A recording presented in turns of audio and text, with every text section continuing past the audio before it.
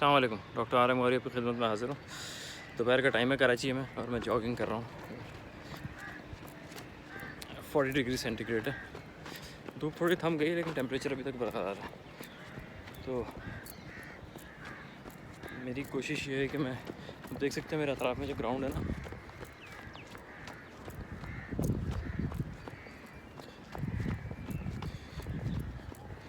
थोड़ा सा मुश्किल तो होता है लेकिन कमिटमेंट वाली बात है। आज ज़रा मेरा ब्रेकफास्ट ज़रा लाइट था, इस वजह से मैंने सोचा कि कर लें।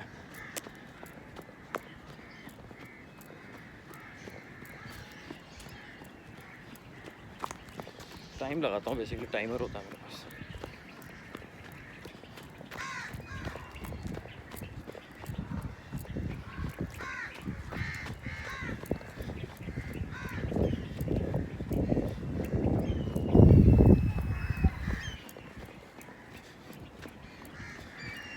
थोड़ा सा मुझे हैंडलिंग वाली डिवाइस है ना,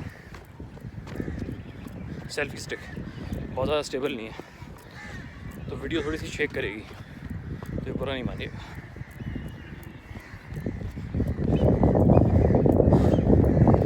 पहले मैंने वीडियो तो लगाई थी, लेकिन वो लगाई थी मैंने टीएमसी ग्राउंड में जो ग्रीन ग्रास है, मुझे पर्सनली ये वाला पसंद है। ये नेचुरल मट्टी है सुबह सन कराची की।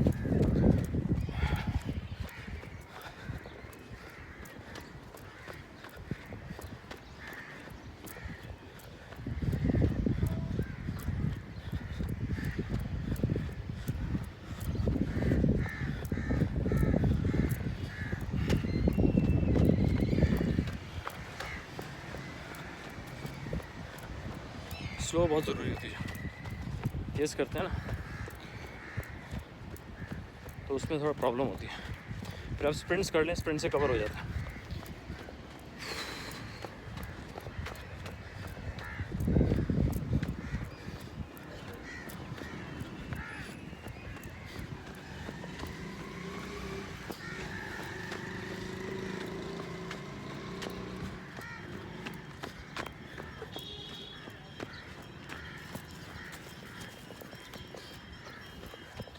असल में ये वाला टाइम का इंतखाब इसलिए किया मैंने, ग्राउंड में कोई होता नहीं, बहुत मुश्किल से हो कोई।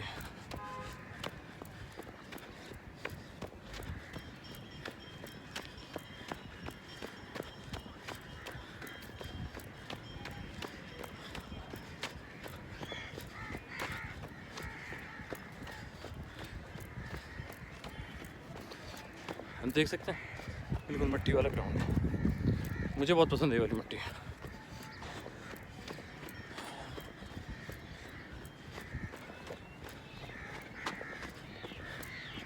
बचपन से आ रहा हूँ इधर, इसकी इम्पोर्टेंस मेरी ज़िंदगी में बहुत है। बहुत खेले कूदे, हर तरह के स्पोर्ट्स।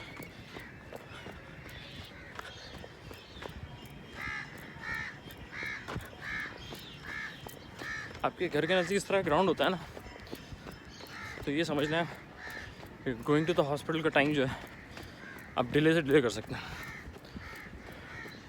आपको 50 साल में जाना होगा अस्पताल, तो 60 में जाएंगे, 60 में जाना होगा तो 70 में।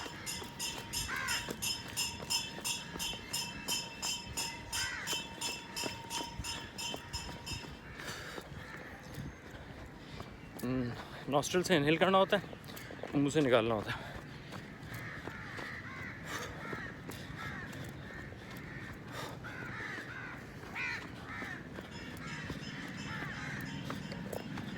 पीछे आप देखें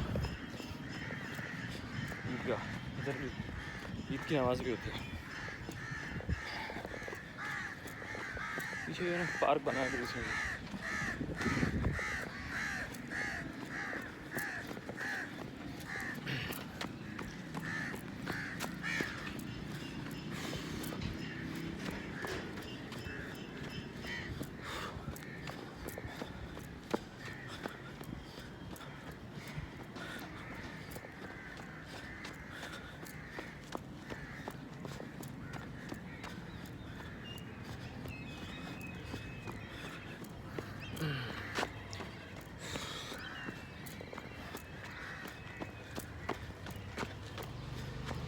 धूप आ गई दोबारा से।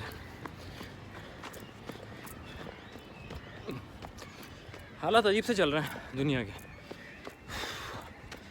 वॉर सिचुएशन मिडल ईस्ट में तो ऐसे ही, और कोई पता नहीं पाकिस्तान इंडिया की हो जाए। ये तो खैर पता टले के ग़ज़वा हिंद तो होनी है, लेकिन न्यूक्लियर अगर वॉर होता ना खास्ता, इसके आते हैं ग्लोबल इफ़ेक्ट्स। यानी कि साउथ एशिया में एक्सप्लोजन होता है, न्यूक्लियर वेपन यूज़ होते हैं, तो यूरोप में लोग जो है ना, उनकी एग्रीकल्चर लैंड पे इफेक्ट आएगा। ग्लोबल विंटर्स शुरू हो जाती हैं। बहुत सारा मटेरियल है इसका, गूगल पे जाके आप सर्च कर सकते हैं, न्यूक्लियर बॉम्ब ग्लोबल इफेक्ट्स। जिनका कोई कसूर नहीं है जंग से, वो भी सफ़र करता है। तो न्यूक्लियर बॉम्ब इटसेल्फ जो है ना, कोई बहुत अच्छी चीज़ नहीं है। इसका पीसफुल यूज़ होना चाहिए। हमें तो मजबूरन बनाना पड़ा, thanks to doctor Abdul Qadeer Khan, उनकी टीम, उनकी वजह से मुल्क कायम है। एक तो हमारी जो एग्जिस्टेंस है ना, उसकी गारंटी की उस न्यूक्लियर कैपेबिलिटी में। इसके अलावा बड़े काबिलियत वाले पायलट हैं यहाँ, जानिसार फौज है। अभी सऊदी अरब से डील हुई है, डिफेंस डील थी कतर पे, जब उसका यूएस का अटैक हो गया था। यूएस का नहीं, बाय द वे इसराइल का, सॉरी। उसके बाद से जो सिक्योरिटी और मिडल ईस्ट की स्टेट्स हैं, उनकी अनसर्टेन हो गई थी।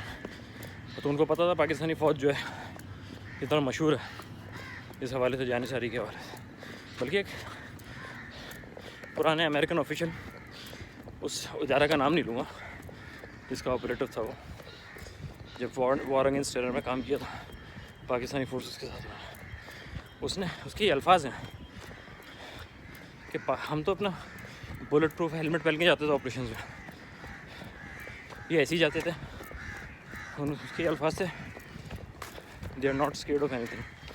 तो ये जो बहादुरी आती है ना, ये कलमे से आती है, ठीक है, जज्बा जिहाद से आती है। तो ये ख़ास बात है पाकिस्तानी कौम की। पाकिस्तानी कौम मार्शल रेस है, चारों प्रोविंसेस के लोग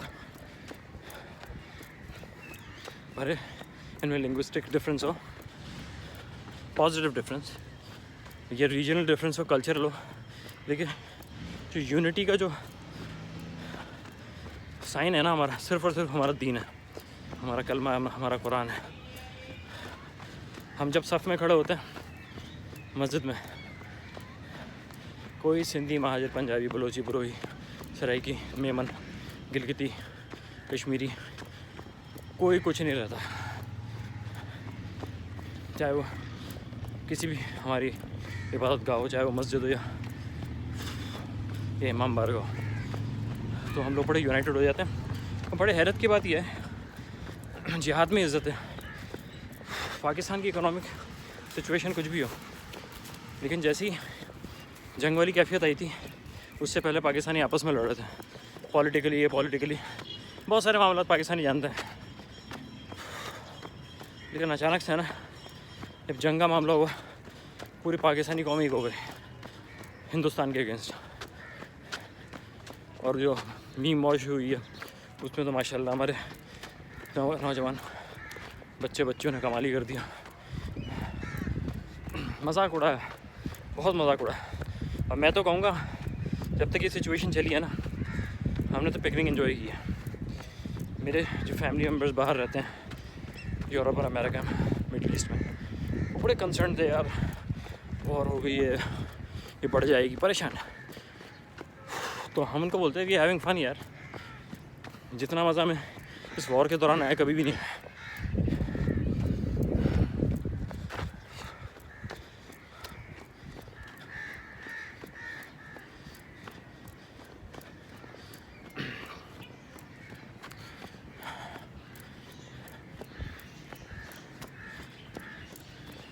स्लो बहुत ज़रूरी है। जो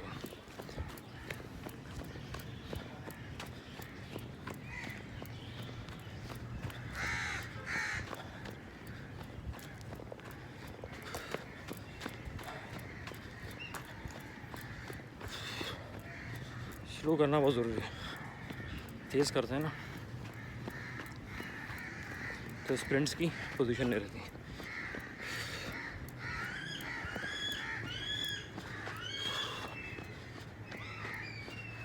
स्लो स्लो, थोड़ा तेज़ कर लीजिए मैंने।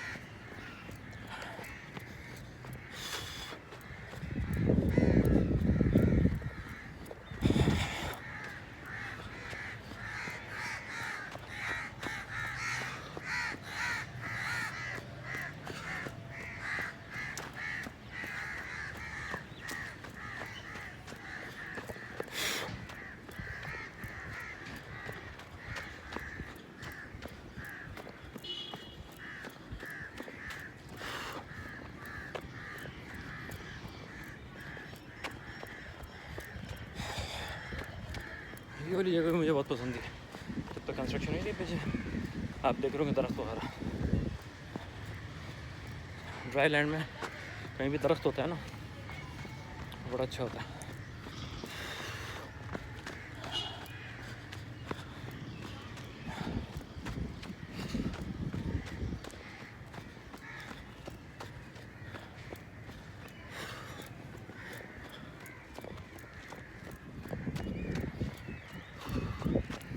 अमूमन ये जो राउंड्स होता है ना तकरीबन 12 मिनट में हो जाता है, 4 चक्कर क्रिकेट ग्राउंड के।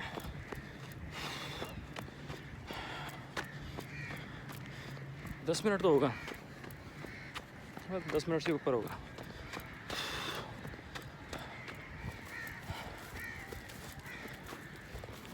ग्यारह मिनट होगा, लेकिन स्लो करना बहुत ज़रूरी है। जिन्होंने जॉग नहीं किया, रन नहीं किया पूरी ज़िंदगी, उनके लिए ब्रिस्क वॉकिंग बेहतरीन है। किसी और चक्कर में नहीं पड़ा। हो गया भाई, पूरा राउंड कर लूँगा।